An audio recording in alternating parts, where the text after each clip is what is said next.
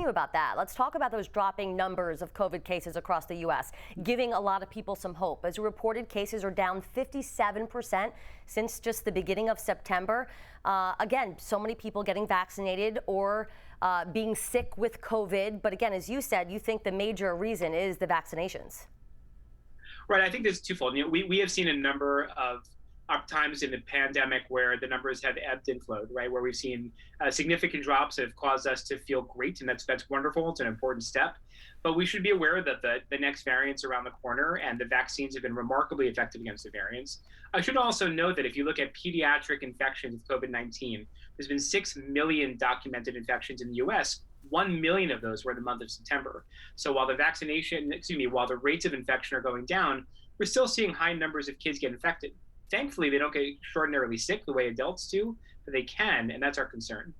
Right. Is there ever going to be a time where we're going to tell each other, hey, we're out of the woods from this? And when, how soon could that be? Yeah, I think the first question is the easier one to answer. We are starting to see other nations around the world where vaccination rates are extraordinarily high, and where infection rates subsequently have been very low, reaching becoming what's called endemic, right? So the flu is an endemic virus. It's out there in the community, and when there is a spark of flu, we don't see the whole forest burn down, right? That's been our concern for the past several months, really several years now with COVID, that one infection just lights the entire community up. So I think when we become endemic, that's when I think we'll start to see a more return to normalcy.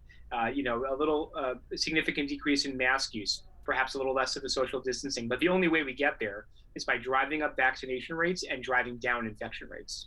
Let's talk boosters real quick. This week, the CDC said that a fourth dose of the COVID vaccine may be needed for those immunocompromised people. Is this because protection from the shots wane over time? And a lot of people saying, well, what's it all for if this is waning?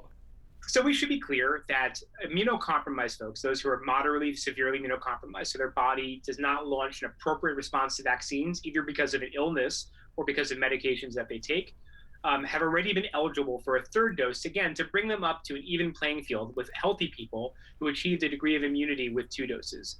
This fourth dose really is just the equivalent of the booster dose that other eligible recipients are starting to receive now. So I don't think this is a marker that the vaccines are waning any quicker than we expect them to, but this is a highly, highly, highly at-risk group. And so this really just providing them an even playing field with other healthy individuals. And again,